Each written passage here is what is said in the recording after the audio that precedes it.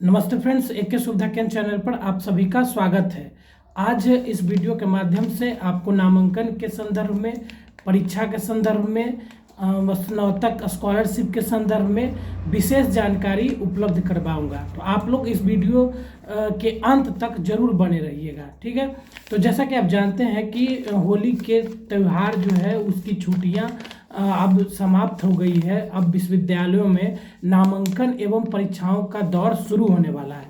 उसी क्रम में जैसा कि आप जानते हैं कि जो अभी वर्तमान में सत्र 2022-25 के प्रथम वर्ष के जो भी एग्जामिनेशन फॉर्म भरने से वंचित रह गए थे, उनके लिए विश्वविद्यालय 11 से 13 तक एक डेट फिर से सुनिश्चित की है। तो आप लोग जो भी छात्र छात्राएं अभी तक, चाहे वो वोकेशनल कोर्स में हो चाहे वो ट्रेडिशनल कोर्स में हो, यदि आपने फॉर्म फिलअप नहीं किया है तो वह ज़रूर से ज़रूर फॉर्म फिलअप कर ले, क्योंकि इसके बाद फिर आपको संभवतः नई तारीख नहीं दी जाएगी, नए मौके नहीं दिए जाएंगे। तो जो भी अगर सत्र 22-25 के प्रथम वर्ष में नामांकन एग्जामिनेशन फॉर्म अभी तक फिलअप नहीं किए हैं, वो जरूर से जरूर 11 से 13 के बीच में विलंब शुल्क के साथ आप फॉर्म भर लें, अन्यथा फिर आप एक साल बैक चले जाएंगे। दूसरा जो है कि अभी जैसा कि आपको पता होगा कि पार्ट 2 और पार्ट 3 की परीक्षाएं भी होने वाली है, उसका अभी फॉर्म फिलअप होना शुरू नहीं हुआ है। तो एक निजी अखबार में दिए गए स्टेटमेंट, पाटलिपुत्र विश्वविद्यालय के कंट्रोलर महोदय के स्टेटमेंट को अगर मानकर चलें तो जो सत्र 21-24 है, द्वितीय वर्ष, सत्र 2020-23 तृतीय वर्ष, दोनों का फॉर्म फिलअप 15 मार्च से लगभग शुरू होने जा रही है। तो आप लोग को फिर से एक बार बता दें कि जो द्वितीय और तृतीय जो वर्ष के परीक्षा फॉर्म अभी तक जो तिथि जारी नहीं की गई थी, वो संभावित तिथि 15 मार्च तक बताई गई है। विश्वविद्यालय की तरफ से बताया गया है कि जल्द ही उसकी तारीख लगभग 15 तारीख से ये फॉर्म भराना शुरू हो जाएगा।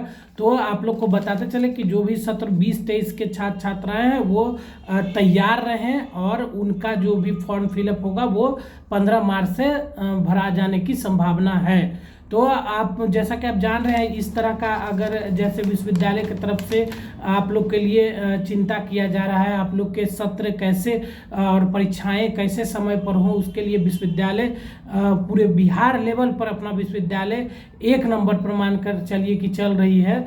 तो आप तैयार हो जाएं। आप द्वितीय और तृतीय वर्ष के छात्र हैं तो आपका फॉर्म फिलअप बहुत जल्द शुरू होने जा रहा है। आपको यह भी बताते चले कि अगर कैलेंडर की तिथि को देखें तो अब अप्रैल महीने में पार्ट 3 का भी एग्ज़ाम होने की संभावना है। तो अब 20 अप्रैल से लगभग मानकर चले कि एग्ज़ाम भी शुरू होनी है पार्ट 3 वाले का।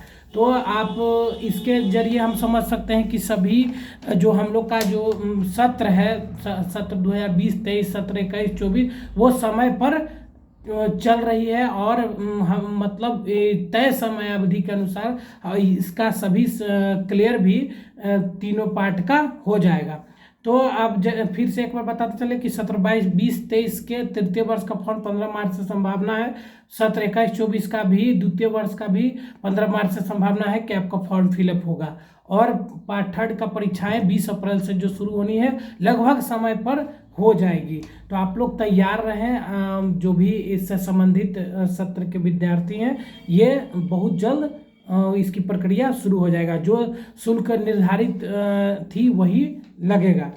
और एक बताते चले कि जैसा कि इंटर की जो इस सत्र में इंटर पास किए हैं, इंटर की परीक्षाएं दिए हैं, और जिनका लगभग 5 मार्च तक जो कॉपी चेक होना था वो लगभग हो चुका है, तो उनका जो 2023-26 में प्रथम वर्ष में जो नामांकन होगा नए सत्र वाले का 23-26, ध्यान दीजिएगा कि जो इस साल आपका इंटरमीडिएट की परीक्षा दिए हैं और बीए पार्ट 1 में एडमिशन लेंगे, बीएससी में लेंगे, बीकॉम या किसी भी वोकेशनल ट्रेडिशनल कोर्स में लेंगे, तो उनका भी विश्वविद्यालय की तरफ से प्रक्रिया जारी है। कैसे नामांकन होगा, ऑनलाइन होगा, ऑफलाइन होगा, कितने तारीख से होगा, ये विश्वविद्यालय सारा कुछ ये निर्धारित कर ली है।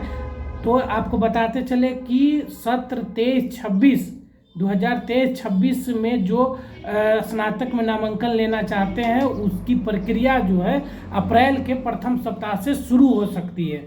नए सत्र में नामांकन प्रक्रिया जैसा कि आप लोग जानते हो कि ऑनलाइन प्रक्रिया होता है इसका, तो प्रथम सप्ताह में ऑनलाइन की प्रक्रिया संभावना है कि शुरू हो जाए। चूँकि 31 जुलाई तक नामांकन की प्रक्रिया पूरी कर लेनी है और 1 अगस्त से ये चूँकि पढ़ाई की प्रक्रिया भी शुरू कर देनी है सभी विश्वविद्यालयों को। तो मान कर चले कि जैसे ही रिजल्ट आपका अपडेट होता है कुछ दिन में, जैसे 20 से 25 दिन में पिछले बार जो बिहार बोर्ड रिजल्ट प्रकाशित कर दी थी इंटर का, तो इस बार भी संभावना वही बन रही है। तो मान कर चले कि आपका अप्रैल के प्रथम सप्ताह में पार्ट 1 में एडमिशन की प्रक्रिया शुरू हो जाएगी। तो जैसा कि आप जानते हैं कि पिछले बार भी 1 महीना लगभग ऑनलाइन पहले कराया गया था, फिर द्वितीय तृतीय प्रथम इस तरह करके मेधा सूची जारी होती है, फिर लास्ट में स्पॉट राउंड होता है। तो आप लोग जो इस बार इंटरमीडिएट दिए हैं और उनका रिजल्ट आएगा तो आप लोग को ऑनलाइन प्रक्रिया से गुजरना होगा। यदि पहले की प्रक्रिया के अनुसार नामांकन होता है उसी के तहत फिर आपका नंबर बेसिस इंटर के कुल प्राप्तांक के आधार पर आपका नामांकन प्रक्रिया होगी। उसका मेधा सूची बनता है, बिहार राज्य का जो भी आरक्षण रोस्टर है उसको पालन करते हुए फिर वो 2-3 मेधा सूची जारी होती है, उसके बाद स्पॉट राउंड जारी होता है। तो उस प्रक्रिया के तहत आपका नामांकन होगा। तो मिला जुला कर यही हो गया कि नए सत्र में 23-26 में नामांकन लेने की प्रक्रिया अप्रैल के प्रथम सप्ताह में शुरू हो सकती है। यदि दूसरा ये है कि आप 22-25 के छात्र हैं तो 11 से 13 के बीच एक बार फिर फॉर्म भरने का एक समय दिया गया है, आप उसका इस्तेमाल कर ले। तीसरा और एक है कि 21-24 और 20-23 के सत्र के जो विद्यार्थी हैं पार्ट 2 पार्ट 3 का, उनका 15 मार्च से संभावित है कि परीक्षा फॉर्म फिलअप होगा। और एक और बता लें, स्नातक स्कॉलरशिप की बात करें केवल छात्राओं के लिए मुख्यमंत्री कन्या उत्थान योजना, तो उनके लिए भी लगभग 15 मार्च तक डेट है। तो आप लोग यदि अभी तक नहीं भरे हैं फॉर्म, जो भी लड़कियां ग्रेजुएशन पास की हैं, चाहे अभी 18-21 या 19-22 सेशन जिनको 50,000 रुपये की राशि मिलने वाली है, तो वो जरूर से जरूर फॉर्म भर ले, नहीं तो फिर आपको समय नहीं दिया जाएगा। शिक्षा विभाग की तरफ से ये डेट विस्तारित किया गया था आपका 15 मार्च तक, तो आप इसके अंतर्गत आप भर ले। यूजर आईडी पासवर्ड जो जनरेट होता है उसके बाद स्टेटस चेक कर ले। स्टेटस चेक में फिर एक फाइनलाइज का बटन आता है, आपका सब वेरीफाई हो गया तो फाइनलाइज कर ले, जिसके बाद रेडी फॉर पेमेंट हो जाता है। रेडी फॉर पेमेंट के बाद माना यह जा रहा है कि फिर आपको कुछ करने की जरूरत नहीं है, आपको पैसा आपके अकाउंट पर चला जाएगा। जिनका यूजर आईडी पासवर्ड जनरेट अगर नहीं हुआ है तो एक लिंक है, उसके माध्यम से यूजर आईडी पासवर्ड देखेंगे, अगर उसमें भी आ गया तो ठीक है, नहीं तो उसमें एक मैसेज आएगा कि कुछ दिन के बाद आप चेक कर लें। तो मिला जुला कर यही सब था। विशेष जानकारी के लिए अगले वीडियो में धन्यवाद।